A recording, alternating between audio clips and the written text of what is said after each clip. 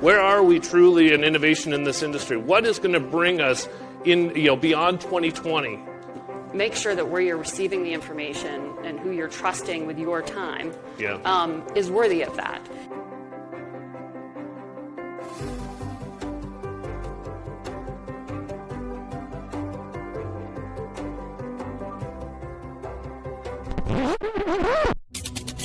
An event like a global pandemic is uninsurable. This concept is expressly clear in standard business interruption policies. None of these policies were intended for a situation where all the businesses all were going out at the same time.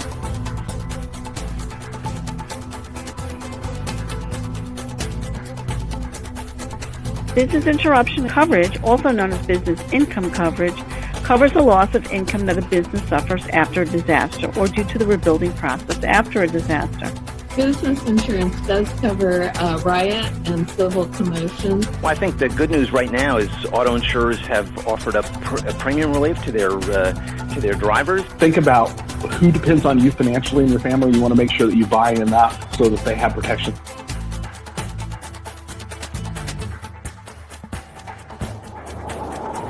Hurricanes can upend life for months, if not years. We recommend that folks take a look at their insurance policies. There is a single page called the declarations page that lists the amount of coverages that you have. Insurance truly is the first preventative measure to help people recover faster.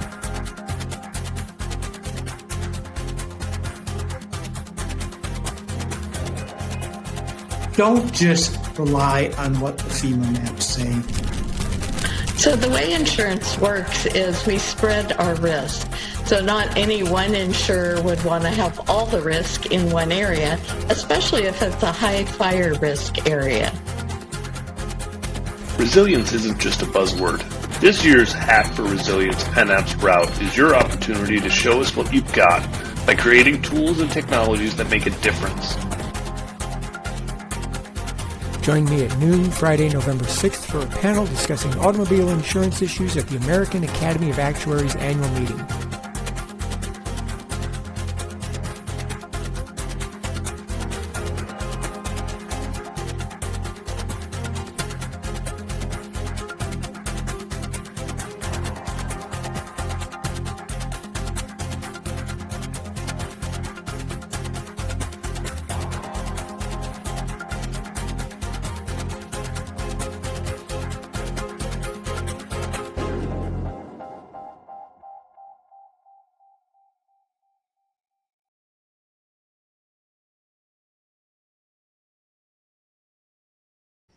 Hello and welcome to the 2021 Property Casualty Joint Industry Forum.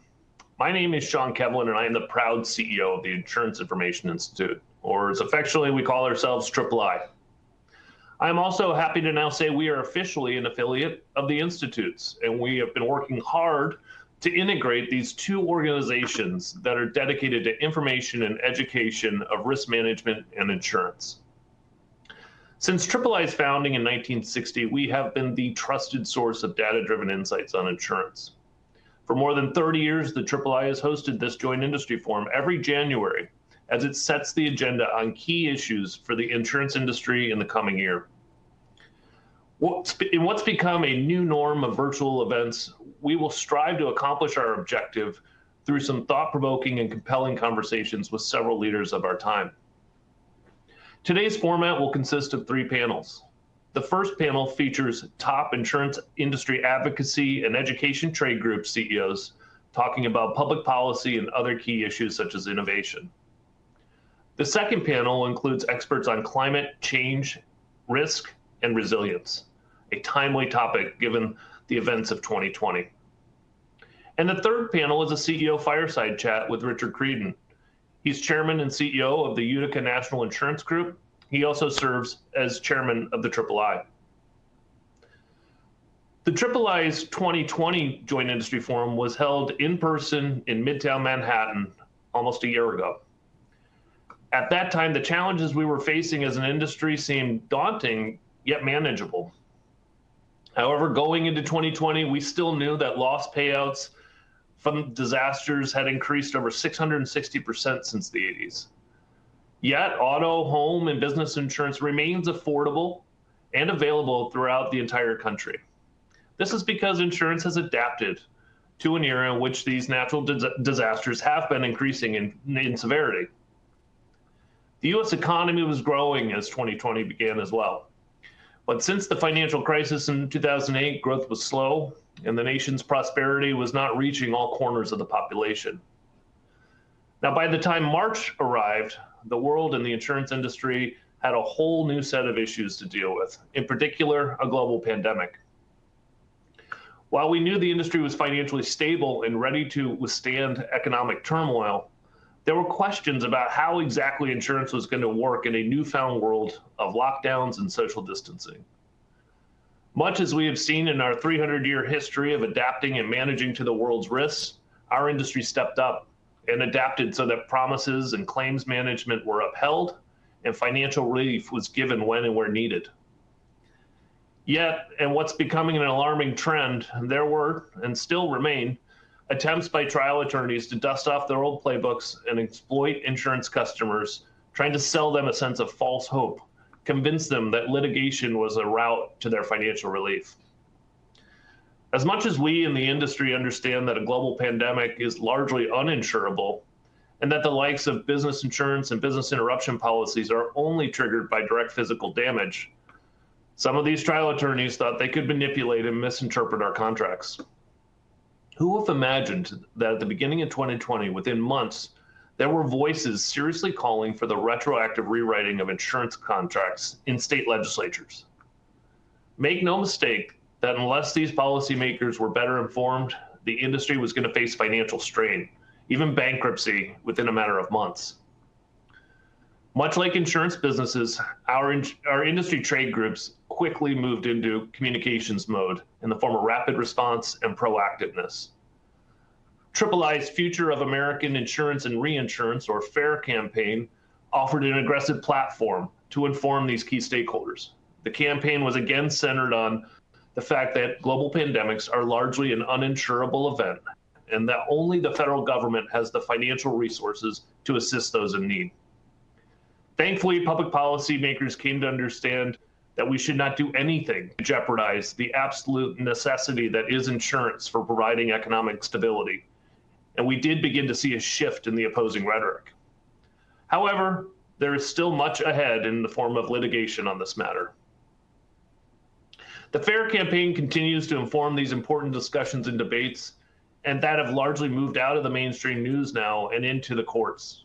You're welcome to learn more about this at fairinsure.org. Outside the business interruption issue, and as we moved through the summer and fall, we saw the likes of Enderico in Iowa, a record-setting hurricane season, and wildfires in the West combined to burn millions of acres in California, Colorado, Oregon, and Washington. 2020 also brought civil unrest, much like anything we've ever seen. In May, protests and riots broke out in the response to the death of George Floyd that spread throughout 140 U.S. cities. And now, as we gather today, only a few days after the start of the Biden administration and a Democratic-controlled Congress, states regulate these in our industry, but we have to also appreciate that federal policymakers influence tax and regulatory trends overall. Our panelists will share their insights into the challenges and opportunities the industry faces as we emerge from a year defined by unprecedented convergence on public health and weather-related economic, civil, and political disruptions. One constant throughout 2020's turmoil has been insurers' commitment to keeping their promises to policyholders and delivering a product that helps them be more resilient to the evolving risks in our environment. The Joint Industry Forum has always been a great place to learn about the forces shaping our industry. That tradition continues today, and again, we will actually reconvene this event in 2021 in the summer. So I'm looking forward to continuing this discussion with you all. I want to give a special thanks to our sponsors and a special thanks to you for joining us here today. So enjoy the forum.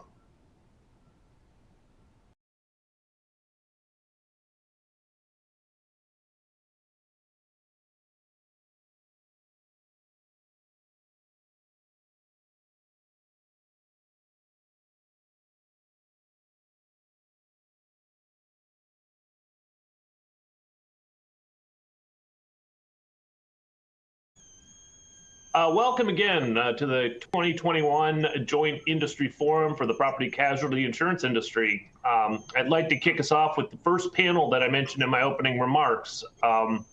We started 2020 with a full plate, as we all know. We have challenges and opportunities. Then we got hit with new circumstances that really ripped the lid off of business as usual. And so we had some new difficulties getting into what I always refer to as our disruption continuum that we're constantly managing. We had COVID-19 and the lockdown and the slowdown economically, record-breaking tornado activity, and hurricanes. Got into the Greek alphabet on the hurricanes and historically costly wildfires. So catastrophes were up high again. We saw civil unrest here recently, as well as in the summer, like we really hadn't never seen before historically. And obviously that is a result of just this political volatility that we're continuing to see and face in our country. So as the COVID-19 caseloads and death tolls, unfortunately, still are at risk, we've got a new administration in Washington here in 2021. It's now a good time to really take an assessment of how well the industry did in terms of its role in being a financial first responder and a resilience partner. Looking at those challenges as well and opportunities that we're going to face in 2021, and how well we are as an industry to address them. And I think this panel group that we've got here is absolutely great for talking about this. And I think most of these individuals I saw personally for the last time in February, I think at a AM Best event. So it's nice to see you again virtually. I want to introduce everyone here. David Sampson is the president and CEO of the American Property Casualty Insurance Association. Frank Nutter is president of the Reinsurance Association of America. Peter Miller is president and chief executive officer of the Institutes. And finally, Chuck Chamness is president and chief executive officer of the National Association of Mutual Insurance Companies. And I did this introduction intentionally in reverse alphabetical order because before we get started, I'd really like to just say a few marks about Chuck and working with Chuck. I know everybody has probably seen here that he'll soon be retiring from the CEO role that he's held since 2003. He worked also several years at NAMIC in government and public affairs before that. If you know about NAMIC, you know that under his leadership, he grew NAMIC in terms of membership, in terms of revenue. He served as a key voice for the industry and an advocate. And he's a great collaborator and thankful. We focus at the III on collaboration. We feel it's so important to make sure that we talk and we act as a single voice whenever we can as an industry. And Chuck is always in the center of those efforts. And I'm thankful that I've gotten to know him over the last years, personally and professionally. And as I was thinking about that, I also think that there's probably hundreds of people, if not thousands, in this industry that would characterize him in that same way. And so, Chuck, I just wanted to say congratulations to you. I'm looking forward to hearing about your next phase and hoping we can continue to work together and stay in touch in some way. And with that, I'll pick on you, if you don't mind, to get us started in the dialogue. So again, thanks, Chuck. And it means a lot that you're here with us, and I'm really excited for you. Well, thanks, Sean. It's been a pleasure, and your words are very kind. And it's a labor of love. This industry is the best, so we're all lucky to serve it. Great, thanks, Chuck. And so, Chuck, let's look at the industry. Let's look at 2020. Think about things we did right as an industry. What is your kind of perspective looking back on the year and how the industry stepped up? So here's how I wanted to frame it. We're meeting, of course, usually hosted by you in New York City. Say some Oracle had walked into our meeting room last year and said, you know what, here's what your year will be. You're going to have 30 named Atlantic storms, 12 are going to reach landfall. You're going to have, as you referenced, near record wildfire activity, 600 million acres burned in just Washington, California, and Oregon. You're going to have a record convective storm in that August 10th derecho. It's going to cause $7 billion in damage, half of it insured. Oh, and by the way, social inflation will still be present. It's a toxic, a challenging legal environment. Oh, and a zero interest rate environment. I think we would have been worried. And that, of course, misses the pandemic that started in March for us and shifted us instantly to remote work. So, in terms of things that went well, I would start with we showed our resiliency, an ultimate stress test for our industry. And we're going to finish with a combined, estimate 101, 102-ish. We gave so start with the transition to remote work. Look at how our companies performed. Look at how our organizations performed in terms of 100% right on the spot. You're now working remotely. And think about the stress on technology and systems, all the preparation companies made that paid off so that we could do our job for policyholders in this year. Then, of course, look at the changes in our business, dynamic changes caused in large part by the pandemic, where, we gave back $14 billion to policyholders, in premium through various means, and contributed another couple $100 million plus, according to III, in charitable contributions. I mean, we really did our job this year. Now, and speaking of where we sit, at least David and I, on the advocacy front, we faced what was truly an existential threat in these retroactive BI, business interruption challenges in more than 20 jurisdictions. We faced challenges on the work comp presumption. We faced, all kinds of challenges, including, a very organized effort by some wealthy trial lawyers and celebrity chefs to, collect claims for which no premium was ever paid over the BI. So I'm just sit here amazed. I'm going to love watching the industry numbers come in. I know the work that our industry, that our companies did, that our trade associations and industry organizations did to make it a successful year. And I just think it was a tremendous success given all that happened. Not to mention the political unrest that you mentioned, the urban unrest. We just, I think, did a remarkable year. Yeah, it is really remarkable. And David and Frank, I don't know if you want to weigh in. You two were also part of what I would call, really unprecedented collaboration in the policy space. I was, III sat in as more of a listener to learn as we were informing the discussion in other ways, but really some neat things coming across in terms of collaboration. I don't know, David, if you want to weigh in as well on this question about just one thing I would add to Chuck's list, and I think Chuck did a great job of articulating all the things that the industry did right. The one thing that I would add is the industry also developed a plan for financial relief through federal solutions. We all understand that pandemics fundamentally are not insurable events. That's why they were not insured under BI coverage, but that doesn't mean that carriers didn't understand what business was going through. And so the industry, the bulk of the industry really came together to proactively work with agents and policymakers to create a solution that could work for all stakeholders to provide protection against widespread economic shutdowns as a result of a viral outbreak and government mandated closures. And so APCIA and NAMIC and Big I came together last spring to offer the business continuity protection plan that's based on sound insurance principles. And I think that was a very forward-leaning collaborative effort that the vast majority of the industry got behind. And I think that's one of the other elements that I would add to Chuck's list of what went right. Yeah, absolutely. And I mean, Frank, do you think we'll I mean, we've had just a hearing or so about this. We don't have a system in place. We didn't get that system in place, let's say, in 2020. But certainly, at least the industry had a combined voice on all this. I don't know if you had any other perspective on that.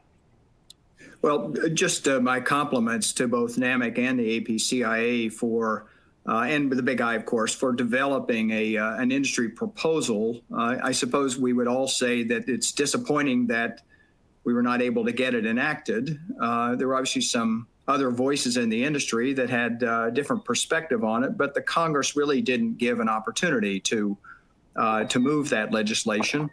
My guess is that the stimulus packages that have been passed probably have helped with the economy in ways that the business community wasn't focused on finding a solution to the coverage issue, the policy issues. So it will be, as I suspect we'll talk about in a minute, be one of those challenges looking forward in the Congress is to determine what is needed in order to support our clients and our customers in the industry, particularly in the commercial side of the industry.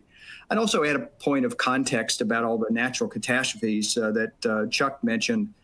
The industry has a really good track record over a long period of time of being very responsive in these times of extraordinary events and extraordinary needs. And it's not perfect, and there may be some exceptions, but largely the industry stepped up as it always has done in the context of major catastrophic events.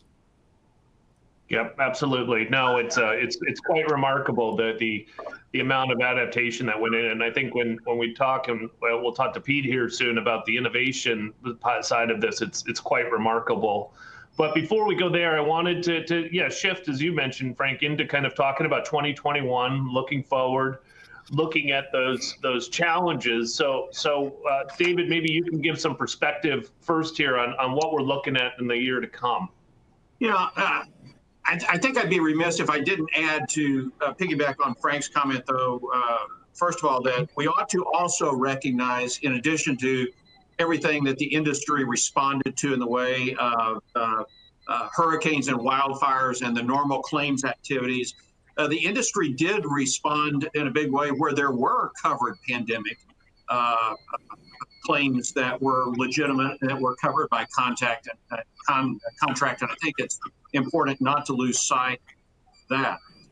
So clearly there's been we entered 20, as you mentioned, with I think a pretty unified industry set of priorities that got largely sidetracked once the pandemic hit the 1st of March. And 2021, I think many of those same priorities are still with us.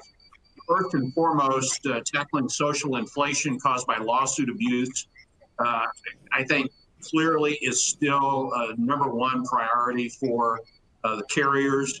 Secondly, protecting contract certainty and sanctity, which is foundational to the business of insurance. That's been called into question during the pandemic.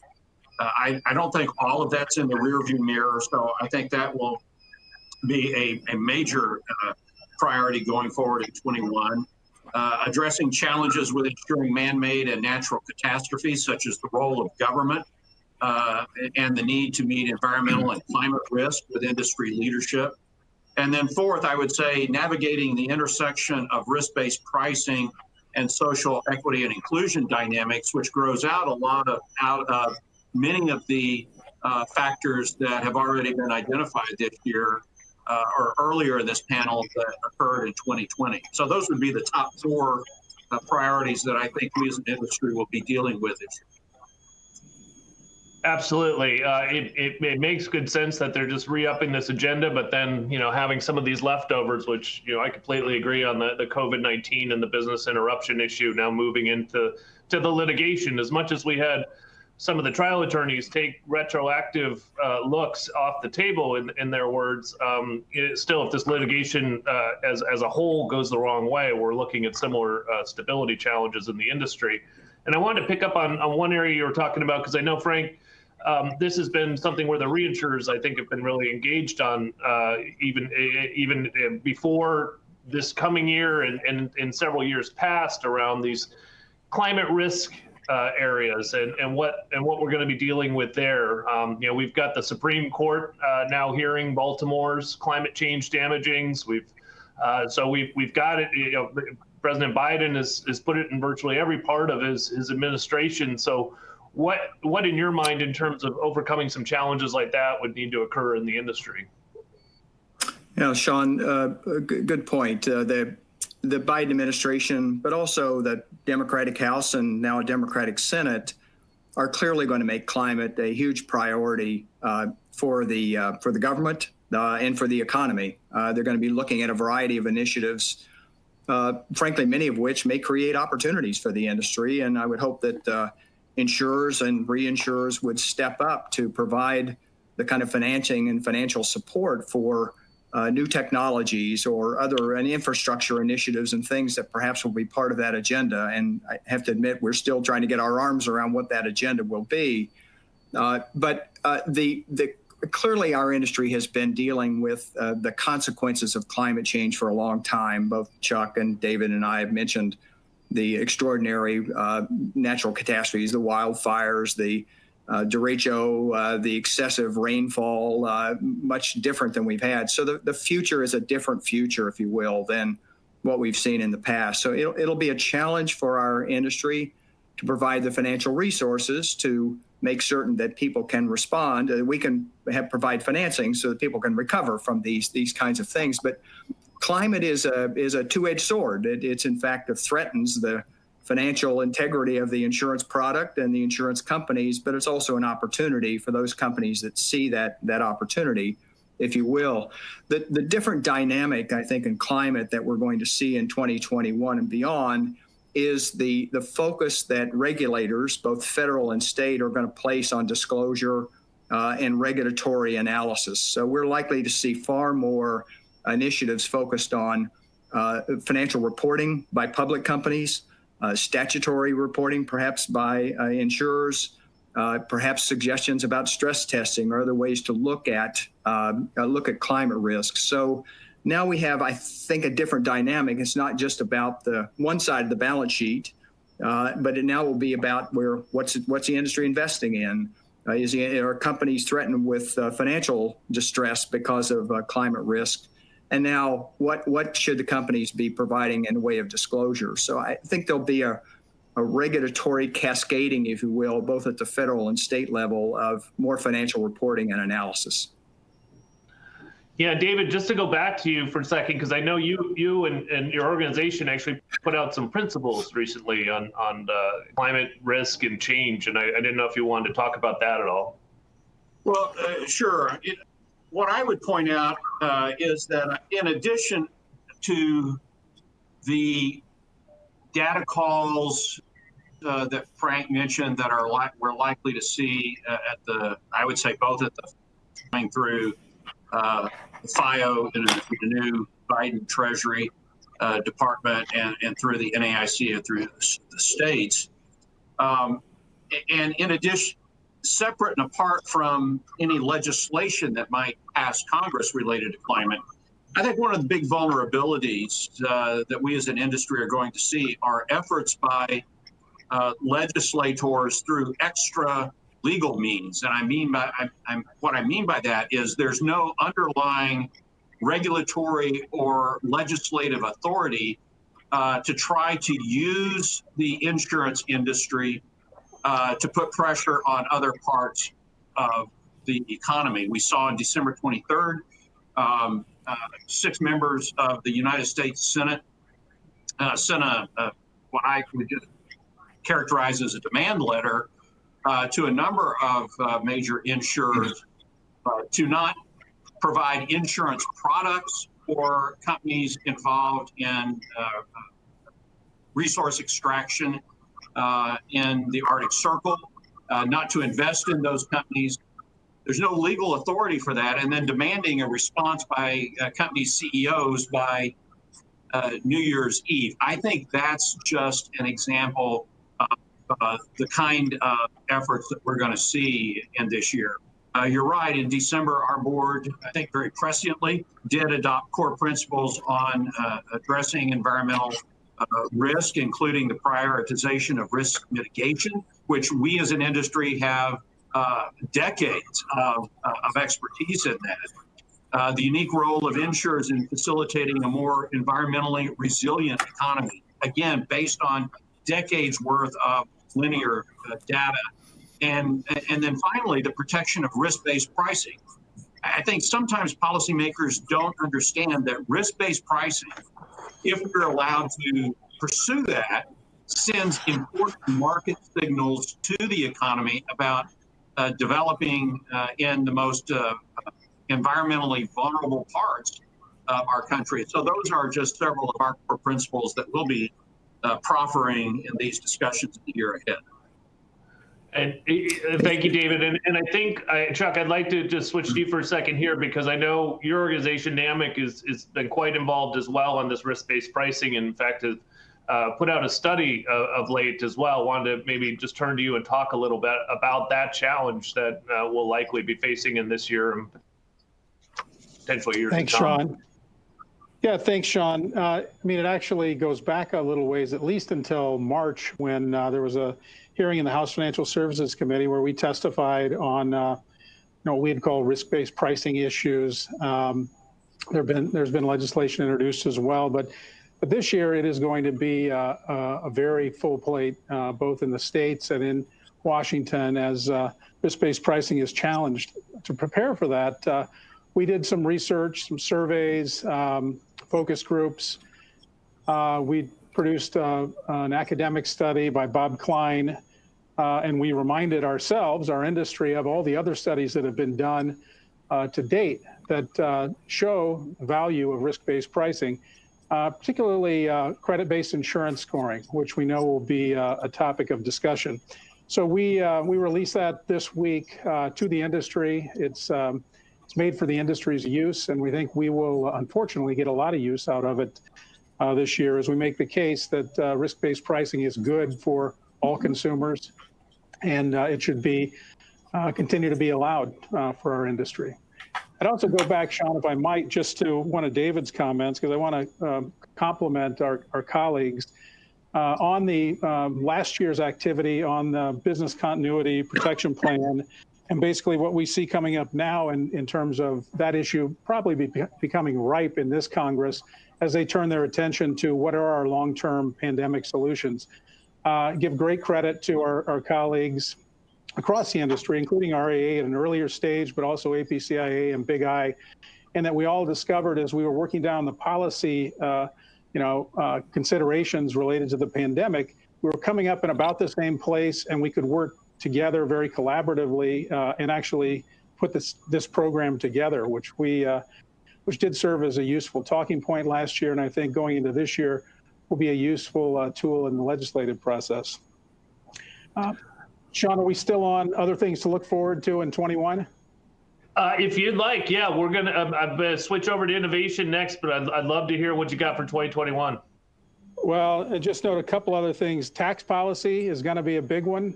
This administration comes in with a Congress that will be receptive to some big ideas and some big expense, and I think they're going to look for some ways to pay for it. The 2017 tax reforms have been much scrutinized by the Democrats now in power, and I think that it's going to be an important issue for us in many different ways coming up this year. Yeah, absolutely. I'll bring up just one other. Go ahead, Sean. I was just going to say, put an exclamation point on some of what Chuck has said. Clearly, elections do have consequences for policy, and what we have seen is nothing less than a tectonic shift in power structures in D.C., and that is going to have profound implications for the policy initiatives, I think, that are going to be inbound toward us as an industry. In addition, I fully concur with Chuck on the tax code coming under review again. But I would also put on the radar screen financial services regulatory reform. Incoming Secretary of the Treasury, Janet Yellen, said in a July presentation that she personally thinks we need a new Dodd-Frank Act, and that Congress should revisit the supervision of shadow banks. Most of those folks who talk about shadow banking would put insurers within that category. So I think that's another policy trajectory that we're going to need to be prepared to engage. Absolutely. Hey, Sean, if I could. Yeah, go ahead, Frank. Sorry. Sean, I'm going to add something, as I wanted to comment on something that both David and I think Chuck referenced. And we have all talked a lot about the kind of regulatory contagion, if you will. The SEC adopts certain policies, and the regulators in statutory accounting have to look at that. FIO may be initiating some, they don't have a regulatory authority, but some studies or initiatives to focus on it. But we also have, and David referred to the demand letter that several members of Congress sent, but we also have an investor community looking at our industry and seeking to establish some goals related to disclosure or supervision of corporate supervision of climate risk, diversity and inclusion, and those kinds of things. So in the insurance sector, you really have not just the regulatory contagion that I mentioned, but you really have pressure, if you will, from investors and corporate boards to look at these things. I did a little research looking at several of the leading companies in the industry about what they were saying in their public statements about their initiatives. And a number of them are being pretty progressive about their carbon footprint, being aligned with certain principles that have been adopted broadly for the financial sector.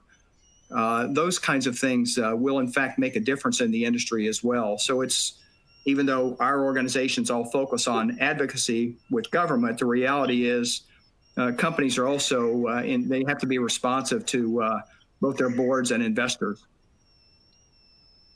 Absolutely. Thank you, Frank. And I do, part of this, and Pete, I want to bring you into the fold here on this, because what we're talking about, whether it's risk-based pricing, initiatives dealing with resilience and helping, there's a shift in our industry right now from, being a detect and repair industry after catastrophe to predicting and preventing.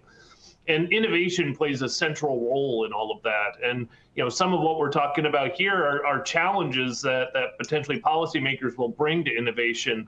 Would like to bring you in and your perspective about the good work that innovation does, because that's going to be essential for us to communicate as we're facing these challenges and policymakers. And you and the Institutes, and I'm now, as an affiliate of the Institutes, proud to call you a colleague. So I'd like to bring you in and talk a little bit about innovation, again, in 2020 and some of the ways that we fast forwarded it, but also looking ahead on innovation and how we can use it for good, which insurance is going to do. Well, thanks, Sean. I really appreciate it, and I'm thrilled to be working with you and the III. So I'm very grateful for this opportunity. Yeah, I think it's been a really interesting year. I think the industry is sort of on an arc of, while as David, I agree with David, it's been in risk mitigation for a long time, but the capabilities to increase the ability to predict and to mitigate risk, I think has been increasing over time, but is now starting to become much greater. That's partially due, I think, to the tools that are available, as well as the amount of data. I'm an old programmer, and I used to do statistical programming, and the amount of data that's available in the tools are so much better now. So what I'm starting to see sort of in innovation is sort of two dimensions from my perspective. One is how the industry serves its customers, so the external facing, that includes sort of the societal impact, and then internally how the industry does its work. It's interesting. I had a board member of ours say 2020 really caused them to do 10 years worth of innovation in one. And I believe that's the case. I think a lot of this has been brewing, maybe from a less episodic and tactical use of innovation to a more strategic view, if you will, that results in customers and policyholders gaining value because I can take a more holistic approach to the risks that they face. So I think it's very interesting to me. I mean, we're doing this call over Zoom. Maybe in the past we were all sitting in a room having this. So how people approach work, I think, is changing. I think that has a big change on how the industry, particular personal lines, look at it. Obviously, rebate of auto premiums because people aren't driving as much.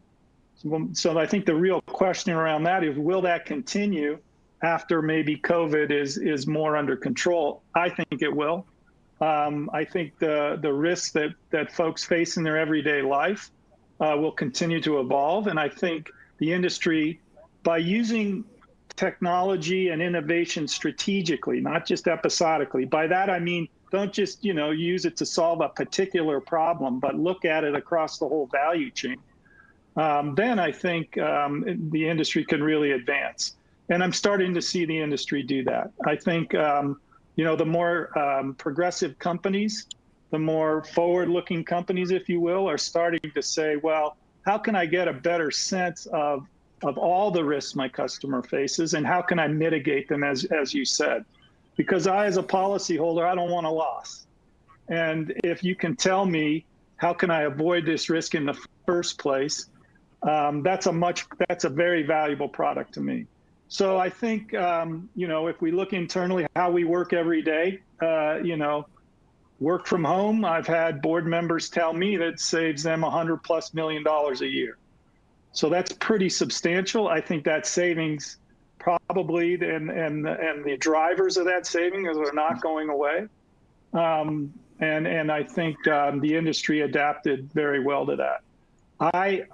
Externally facing, as I said, I think the tools are so much better that there's all kinds of risk that we don't insure because we don't have enough data about and we can't build models about, or we don't have a service that we can offer. We don't have a great handle on sort of the totality of the risks, so we can't offer appropriate mitigation techniques. And I think that is starting to change. And that's a very exciting time to me because it makes people's lives and their businesses, better and safer. So I'm very optimistic. It's a fascinating time for me to be in this industry. I think we get faulted or labeled as not innovative. But to me, I don't believe that's true.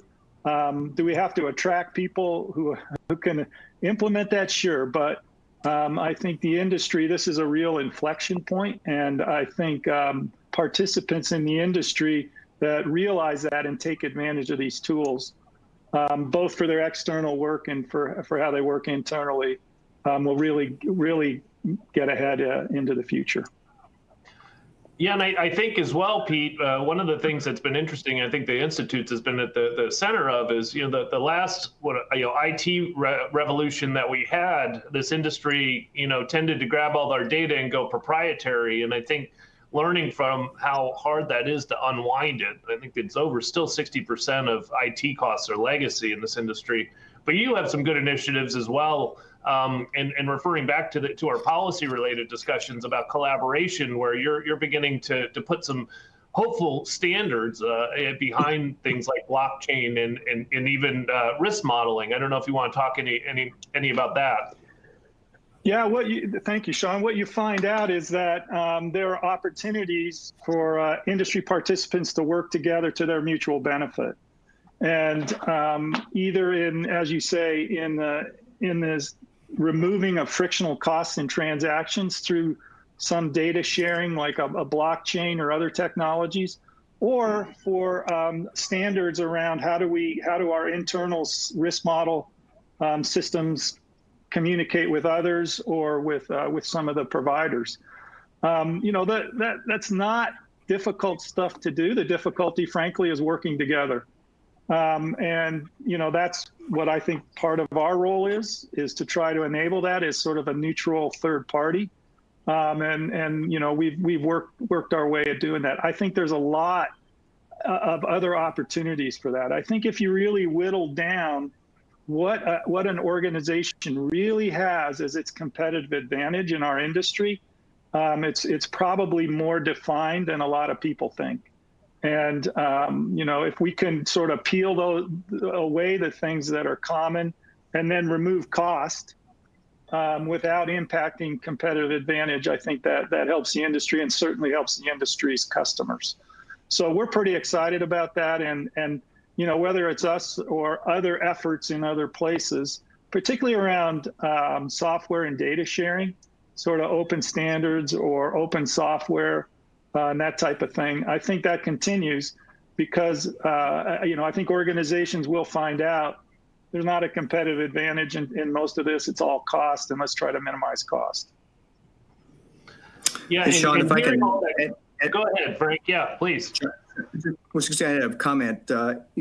For this group and probably many others when there were conferences 3 or 4 years ago, the technology initiatives from Silicon Valley and other places, the InsurTech, were treated as if it was potentially disruptive to the industry. In fact, one of the major trends over the last few years is the assimilation of a lot of those kinds of initiatives into the industry with insurance companies. I know a lot of the reinsurers invested in a number of these startups, and some I'm sure were blind alleys and really didn't develop into anything, but some did. But it was interesting that the industry, both with its own internal initiatives, such as what Pete has mentioned about the institutes and individual companies, but the industry also began to embrace the idea that there were good ideas out there about customer relationships or backroom operations or other kinds of analysis of pricing and that kind of thing that people really from outside the industry were engaged in.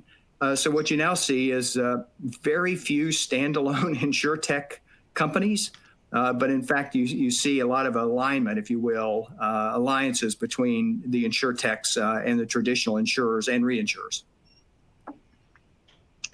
Yeah, absolutely.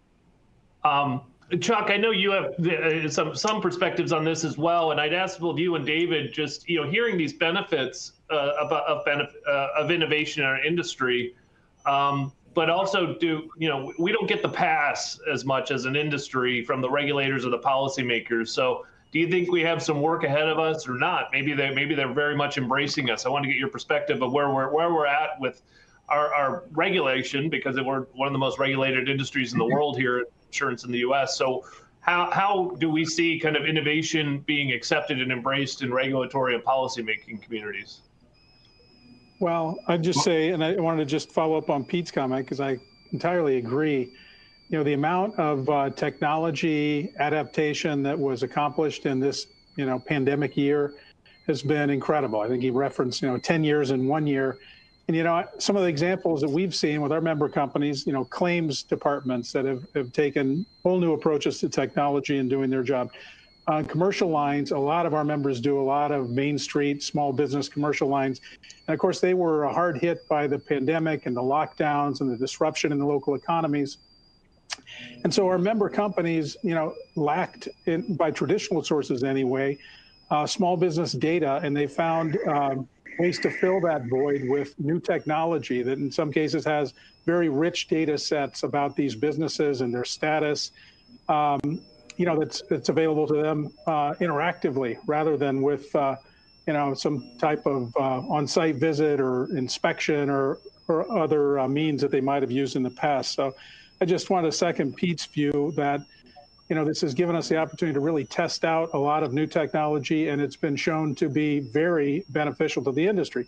Now, to your point about regulation, and I'm sure David will weigh in on this too, I think to the extent that our regulators see the benefits to policyholders, who are, after all, the stakeholders they focus on most, along with our company's solvency, these questions solve themselves. As it's demonstrated to be, useful, the regulation, good regulation, we hope, will follow. Now, there are outliers there, and of course, the topic of big data is a hot one and really too hard to cover in a conversation like this, because you have to first define it and then drill down into what you mean and then talk about the regulation. But there's still much more work to be done, and I think this will be a year when a lot of that work gets done too.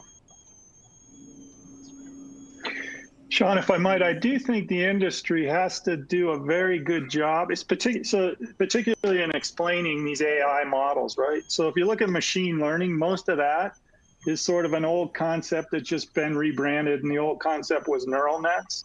And just to drill on that for a minute as an example, it's very difficult in a neural net to tell how you went from input to output. And to the extent that those systems are used, to explain that to a regulator, I think the industry is really going to have to take some time and some energy to be able to say, look, this is why this model's valid.